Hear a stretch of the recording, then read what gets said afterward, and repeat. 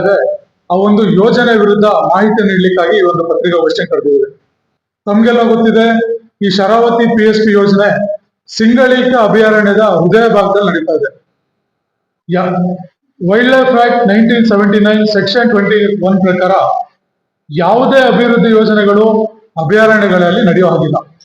ಅರಣ್ಯದ ಉನ್ನತೀಕರಣಕ್ಕೆ ಪ್ರಾಣಿಗಳಿಗೆ ಪೂರಕವಾಗಿರುವಂತಹ ಅಭಿವೃದ್ಧಿಗಳನ್ನು ಬಿಟ್ಟು ಬೇರೆ ಯಾವುದೇ ತರಹದ ಅಭಿವೃದ್ಧಿ ಯೋಜನೆಗಳನ್ನು ಅಲ್ಲಿ ಕೈಗೊಳ್ಳಲು ನಿಷೇಧವಾಗಿದೆ. ಆದ್ರೂ ಸಹ ಸರ್ಕಾರ ಈ ಒಂದು ಶರಾವತಿ ಸಿಂಗಳೀಕ ಅಭಯಾರಣ್ಯದಲ್ಲಿ ಯೋಜನೆ ಮಾಡಿಕೊಟ್ಟಿರೋದು ತುಂಬಾ ಖೇದಕರವಾದ ಸಂಗತಿ. ಈ ಸಿಂಗಳೀಕ ಅನ್ನೋದು ಒಂದು ಅಳಿವಿನಂಚಿನಲ್ಲಿರುವ ಎಂಡೇಂಜರ್ಡ್ ಸ್ಪೀಶೀಸ್, ಮಂಗ ಜಾತಿಯ ಒಂದು ಪ್ರಭೇದ. ಈ ಸಿಂಗಳೀಕದ ಅಭ್ಯುದಯಕ್ಕೋಸ್ಕರನೇ ಶರಾವತಿ ಸಿಂಗಳೀಕ ಅಭಯಾರಣ್ಯವನ್ನ ಕೇಂದ್ರ ಸರ್ಕಾರ ಹುಟ್ಟಾಕಿರೋದು. ಸುಮಾರು ಇಡೀ ದೇಶದಲ್ಲಿ ಒಂದು 4,000 ಸಿಂಗಳೀಕ ಮಂಗಗಳು ಮಾತ್ರ ಉಳಿದಿದೆ. ಅದರಲ್ಲಿ ನಮ್ಮ ಶರಾವತಿ PSP ಯೋಜನೆ ಏನಾಗ್ತಿದೆ, ಅದರಲ್ಲಿ ಸುಮಾರು 700 ಮಂಗಗಳು ಇವತ್ತಿಗೂ ವಾಸ ಮಾಡ್ತಾ ಇದೆ. ಈ ಯೋಜನೆಯಿಂದ ಏನು ಈ ಅಳಿವಿನಂಚಿಲಿರುವ ಸಿಂಗಳೀಕ ತಳಿಯ ಪ್ರಭೇದ ಏನಿದೆ ಶರಾವತಿ PSP ಅಲ್ಲಿ, ಇದಷ್ಟು ನಾಶ ಆಗುತ್ತೆ, ಇದರಲ್ಲಿ ಯಾವುದೇ ರೀತಿ ಅನುಮಾನ ಇಲ್ಲ. ಎಲ್ಲಕ್ಕಿಂತ ಮುಗಿಲಾಗಿ ನಮ್ಮ ಪಶ್ಚಿಮ ಘಟ್ಟಗಳಲ್ಲಿ ಈಗ ಆಲ್ರೆಡಿ ಸಾಕಷ್ಟು ಯೋಜನೆಗಳು ಆಗೋಗಿದೆ. ಲಿಂಗನಮಕ್ಕಿ ಇರ್ಬೋದು, ಹಿರೇಭಾಸ್ಕರ ಇರ್ಬೋದು, ಸಾಕಷ್ಟು ಯೋಜನೆಗಳಿಂದ ಲಕ್ಷಾಂತರ ಜನ ನಿರಾಶ್ರಿತರಾಗಿದ್ದಾರೆ. ಇದುವರೆಗೂ ಅವರಿಗೆ ಸಹ ಸರಿಯಾದ ರೀತಿಯಾದ ಪರಿಹಾರ ಕೊಟ್ಟಿಲ್ಲ. ಈಗ ಆಲ್ರೆಡಿ ಇನ್ನೊಂದು ಹೊಸ ಯೋಜನೆಯನ್ನ ಸರ್ಕಾರ ತರಲಿಕ್ಕೆ ಹೊರಟಿದೆ. ಈ ಯೋಜನೆಯಲ್ಲಿ ಏನು ಪ್ರಾಜೆಕ್ಟಿನ ಕೂಲಂಕುಷ ಪರಿಶೀಲನೆ ಮಾಡಲಿಕ್ಕೆ ಮಾಹಿತಿ ಹಕ್ಕಿನಡಿಯಲ್ಲಿ ಈ ಪ್ರಾಜೆಕ್ಟಿನ DPR ನಾವು ಕೇಳಿದ್ವಿ KPC ಅವರಿಗೆ, ಕರ್ನಾಟಕ ಪವರ್ ಕಾರ್ಪೊರೇಷನ್. ಇದುವರೆಗೂ ನಮಗೆ ಅವರು ಈ ಪ್ರಾಜೆಕ್ಟಿನ DPR ಕಾಪಿನ ಕೊಟ್ಟಿಲ್ಲ. ಯಾಕೆ ಅಂತ ನಾವು ಅಪೀಲ್ ಮೂಲಕ ಪ್ರಶ್ನಿಸಿದಾಗ ದೇಶದ ರಕ್ಷಣೆ ಹಿತಾಸಕ್ತಿಗೆ ಸಂಬಂಧಪಟ್ಟಿದೆ, ಆದ್ರಿಂದ ನಾವು ಕೊಡ್ಲಿಕ್ಕೆ ಆಗೋದಿಲ್ಲ ಅಂತ ಉತ್ತರ ಕೊಟ್ಟರು.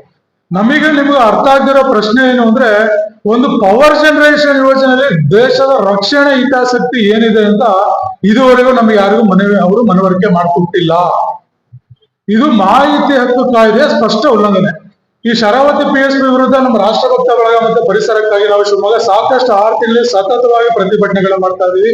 ನಮ್ಮ ಎಲ್ಲ ಪ್ರತಿಭಟನೆ ಹೋರಾಟದ ಫಲವಾಗಿ ಸುಪ್ರೀಂ ಕೋರ್ಟ್ ಅಡಿಯಲ್ಲಿ ಏನು ಕಾರ್ಯನಿರ್ವಹಿಸುತ್ತೆ ಸೆಂಟ್ರಲ್ ಎಂಪವರ್ಡ್ ಕಮಿಟಿ, ಅಂದ್ರೆ ಇದು ಏನು ಕಮಿಟಿಯ ಜವಾಬ್ದಾರಿ ಏನು ಅಂದ್ರೆ ಕೇಂದ್ರ ಸರ್ಕಾರದ ಪರಿಸರ ಇಲಾಖೆಗೆ ಮತ್ತೆ ಸುಪ್ರೀಂ ಕೋರ್ಟಿಗೆ ಪರಿಸರಕ್ಕೆ ಸಂಬಂಧಪಟ್ಟ ಅಭಿವೃದ್ಧಿ ಯೋಜನೆಗಳಿಂದ ಪರಿಸರಕ್ಕೆ ಆಗುವಂತಹ ಸಾಧಕ ಬಾಧಕಗಳನ್ನ ಅವರು ಇನ್ವೆಸ್ಟಿಗೇಟ್ ಮಾಡಿ ಅದನ್ನ ಸುಪ್ರೀಂ ಕೋರ್ಟ್ ನ್ಯಾಯಮೂರ್ತಿಗಳಿಗೆ ಪರಿಸರ ಇಲಾಖೆಗೆ ಕಾನೂನುಗಳನ್ನು ರೂಪಿಸಲು ಮತ್ತು ಯೋಜನೆಗಳಿಂದ ಆಗುವಂತಹ ಸಾಧಕ ಬಾಧಗಳನ್ನು ವರದಿಯನ್ನು ನೀಡುವಂತ ಒಂದು ಹೈಲಿ ಎಂಪವರ್ಡ್ ಕಮಿಟಿ.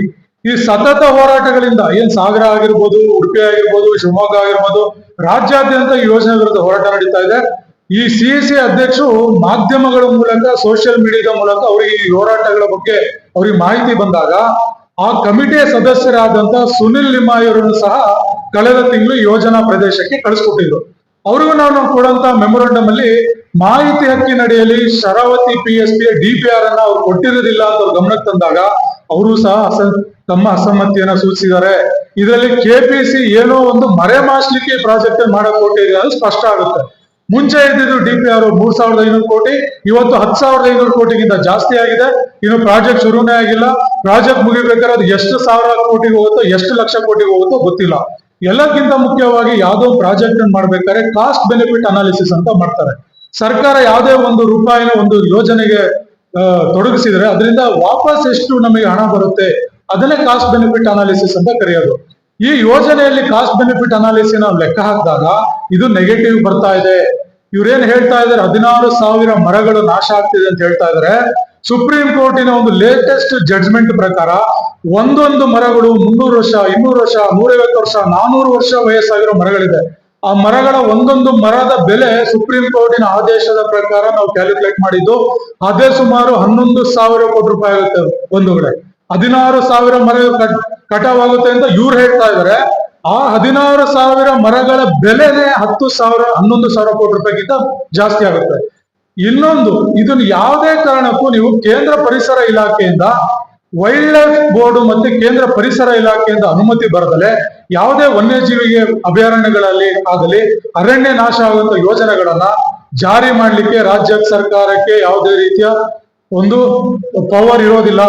ಇವತ್ತಿನವರೆಗೂ ಕೇಂದ್ರ ಪರಿಸರ ಇಲಾಖೆ ಮತ್ತೆ ವೈಲ್ಡ್ ಲೈಫ್ ಬೋರ್ಡ್ ಇಂದ ಈ ಪ್ರಾಜೆಕ್ಟ್ ಗೆ ಅನುಮತಿ ಸಿಕ್ಕಿರೋದಿಲ್ಲ. ಆದ್ರೂ ಸಹ ಇವರು ಯೋಜನೆ ಮಾಡಿಕೊಂಡಿದ್ದಾರೆ.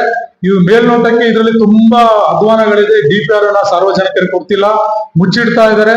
ಆ ಪ್ರಾಜೆಕ್ಟ್ ನಾವು ಬ್ರೇಕ್ ಡೌನ್ ಮಾಡ್ಕೊಂತ ಹೋದ್ರೆ ಸಿಕ್ಕಾಪಟ್ಟೆ ಅವೈಜ್ಞಾನಿಕವಾಗಿದೆ.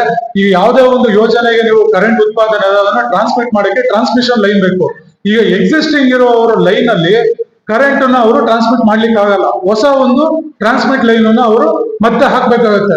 ಮತ್ತೆ ನೀವು 100 ಕಿಲೋಮೀಟರ್ ಅಭಯಾರಣ್ಯದ ಮಧ್ಯದಲ್ಲಿ ಟ್ರಾನ್ಸ್ಮಿಟ್ ಲೈನ್ ಅನ್ನ ನೀವು ಹಾಕಿದ್ರೆ ಲಕ್ಷಾಂತರ ಮರಗಳು ಕಟಾವಾಗುತ್ತೆ, ಸಾವಿರಾರು ಹೆಕ್ಟೇರ್ ಅರಣ್ಯ ನಾಶ ಆಗುತ್ತೆ. ಇದನ್ನೇ ಇವರು DPR ಅಲ್ಲಿ ತೋರಿಸಿಲ್ಲ.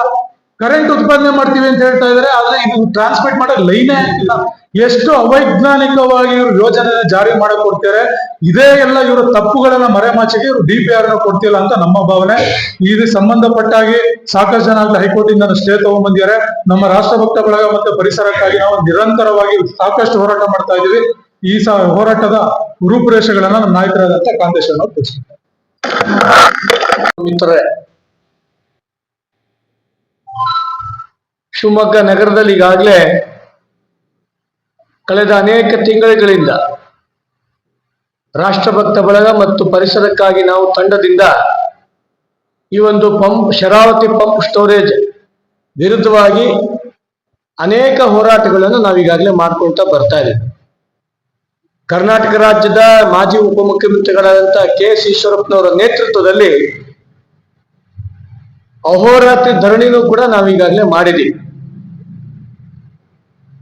ಈಗಾಗಲೇ ಹೈಕೋರ್ಟ್ನಲ್ಲಿ ಸ್ಟೇ ಇದ್ರೂ ಕೂಡ CEC ಮುಖಾಂತರ ಅನೌಪಚಾರಿಕವಾಗೋ ಅಥವಾ ಔಪಚಾರಿಕವಾಗೋ ಶರಾವತಿ ಪಂಪ್ ಸ್ಟೋರೇಜ್ ಬಗ್ಗೆ ಮಾಹಿತಿ ತಗೊಂಡು ಹೋಗುವಂತ ಉದ್ದೇಶ ಏನಿತ್ತು.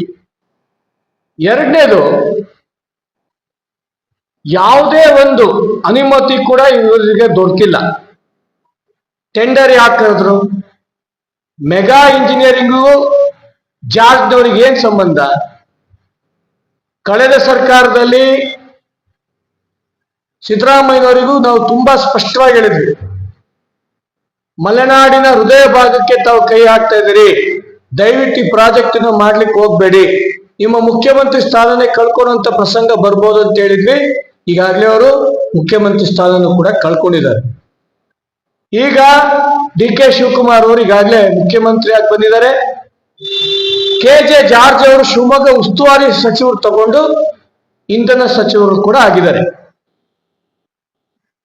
ಕಳೆದ ಬಾರಿ ಬಜೆಟ್ ನಲ್ಲಿ 3,500 ಕೋಟಿ ಇದ್ದಂತ ಪ್ರಾಜೆಕ್ಟ್ ಈಗಾಗಲೇ 10,500 ಕೋಟಿ ಪ್ರಾಜೆಕ್ಟ್ ಈಗಾಗಲೇ ಆಗಿದೆ. ಇದು ಯಾವುದೋ ಒಂದು ಕುಟುಂಬದ ಜೋಬಿಗೆ ದುಡ್ಡನ್ನ ತುಂಬಿಸ್ಕೊಡುವಂತ ಒಂದು ಪ್ರಾಜೆಕ್ಟ್ ಇದು ನಮ್ಮೆಲ್ಲರಿಗೂ ಕೂಡ ಅನಿಸ್ತಾ ಇದೆ. ಹಾಗಾಗಿ ನಾಳೆ ಬೆಳಿಗ್ಗೆ ಶಿವಮೊಗ್ಗ ನಗರದಿಂದ 115ಕ್ಕಿಂತ ಹೆಚ್ಚು ಬಸ್ಗಳ ಮುಖಾಂತರ 5,500ಕ್ಕಿಂತ ಹೆಚ್ಚು ಜನರ ಒಂದು ಪರಿಸರದ ಈ ಒಂದು ಹೋರಾಟದಲ್ಲಿ ನಮ್ಮೆಲ್ಲ ಪರಿಸರ ಪ್ರೇಮಿಗಳು ಭಾಗವಹಿಸ್ತಾ ಇದ್ದಾರೆ. ಶಿವಮೊಗ್ಗದ ಅಲ್ಲಮ ಪ್ರಭು ಕ್ರೀಡಾಂಗಣದಿಂದ ನಾಳೆ ಬೆಳಿಗ್ಗೆ ಪರಮ ಪೂಜ್ಯ ಮಲ್ಲಿಕಾರ್ಜುನ ಮುರುಘರಾಜೇಂದ್ರ ಸ್ವಾಮಿಗಳು, ಬೆಕ್ಕಿನ ಕಲ್ಮಠ, ಬಿಳಿಕಿಯ ಸ್ವಾಮೀಜಿಗಳು, ತಾವರೆಕೆರೆಯ ಸ್ವಾಮೀಜಿಗಳು ಮತ್ತೆ ಆದಿಚುಂಚನಗಿರಿಯ ನಾದಮಯಾನಂದ ಸ್ವಾಮೀಜಿಗಳ ನೇತೃತ್ವದಲ್ಲಿ ಈ ಒಂದು ಹೋರಾಟಕ್ಕೆ ಅವರೆಲ್ಲರೂ ಕೂಡ ನಮ್ಮ ನಾಯಕರಾದಂಥ KS ಈಶ್ವರಪ್ಪನವರಿಗೆ ಧ್ವಜ ಕೊಡುವ ಮುಖಾಂತರ ಈ ಒಂದು ಹೋರಾಟಕ್ಕೆ ಚಾಲನೆ ಕೊಡ್ತಾ ಇದ್ದೀವಿ. ಸುಮಾರು 10-10:30 ಅಷ್ಟೊತ್ತಿಗೆ ಶಿವಮೊಗ್ಗದ ಸಾಗರದ ಪೊಲೀಸ್ ಚೌಕಿಯಲ್ಲಿ ಬಂಗಾರಮಕ್ಕಿಯ ಮಾರುತಿ ಗುರುಜಿಯವರು ಈಗಾಗಲೇ ಅವರು ತುಂಬಾ ಬಾರಿ ಹೇಳಿದ್ದಾರೆ, ಅನೇಕ ಬಾರಿ ಅವರು ಹೇಳಿದ್ದಾರೆ, ಶರಾವತಿ ಪಂಪ್ಡ್ ಪ್ರಾಜೆಕ್ಟ್ ಏನಾದ್ರು ಆಗತ್ತೆ ಅಂದ್ರೆ ನನ್ನ ಹೆಣದ ಮೇಲೆ ಮಾಡಿ ಅನ್ನಂತ ಮಾತನ್ನ ಪರಮ ಪೂಜ್ಯ ಸ್ವಾಮೀಜಿಗಳು ಹೇಳಿದ್ದಾರೆ. ನಾವೆಲ್ಲರೂ ಕೂಡ ನಮ್ಮೆಲ್ಲರಿಗೂ ಕೂಡ ದೈವಿ ಸ್ವರೂಪರಾದಂತ ಮಾರುತಿ ಗುರೂಜಿ ಅವರು ಹೆಣದ ಮೇಲೆಲ್ಲ ಈ ರೀತಿ ಸಾವಿರಾರು ಜನರ ಹೆಣದ ಮೇಲೆ ಫಸ್ಟ್ ಈ ಒಂದು ಪ್ರಾಜೆಕ್ಟ್ ಮಾಡಿ ಅದ ನಂತರ ಇದ್ರ ಬಗ್ಗೆ ಯೋಚನೆ ಮಾಡಬೇಕು ಅಂತ ರಾಜ್ಯ ಸರ್ಕಾರಕ್ಕೆ ನಾವು ಈ ಒಂದು ಸಂದರ್ಭದಲ್ಲಿ ಹೇಳ್ತಾ ಇದ್ದೀವಿ. ಹಾಗಾಗಿ ನಮ್ಮೆಲ್ಲರ ಕೋರಿಕೆ, ನಾಳೆ ಏನು ಸಾಗರದಲ್ಲಿ ಈ ಒಂದು ಶರಾವತಿ ಪಂಪ್ಡ್ ಪ್ರಾಜೆಕ್ಟಿನ ವಿರುದ್ಧವಾದಂತ ಹೋರಾಟ ನಾಳೆ ಪೊಲೀಸಿನ ವೃತ್ತದಲ್ಲಿ ಏನಾಗ್ತಿದೆ. ತದನಂತರ 3 ಗಂಟೆ ಸುಮಾರಿಗೆ ಕಾರ್ಗಲ್ನ ಕೆಪಿಸಿ ಕಚೇರಿಯಲ್ಲಿ ಕೆಪಿಸಿ ಅಧಿಕಾರಿಗಳು ಕೂಡ ಮನವಿ ಪತ್ರವನ್ನು ಕೂಡ ನಾವೆಲ್ಲರೂ ಕೂಡ ರಾಷ್ಟ್ರಭಕ್ತ ಬಳಗದ ನಮ್ಮೆಲ್ಲ ಪ್ರಮುಖರು ನಾವು ಸಲ್ಲಿಸಿದ್ದೀವಿ. ಹಾಗಾಗಿ ಈ ಒಂದು ಶರಾವತಿ ಪಂಪ್ಡ್ ಪ್ರಾಜೆಕ್ಟ್ ಏನಿದೆ, ರಾಜ್ಯ ಸರ್ಕಾರ ಇದನ್ನು ತಕ್ಷಣ ಕೈ ಬಿಡಬೇಕು ಅಂತ ಕೋರಿಕೆ ನಾನು ಈ ಒಂದು ಸಂದರ್ಭದಲ್ಲಿ ಮಾಡ್ಲಿಕ್ಕೆ ಇಷ್ಟಪಡ್ತೀನಿ.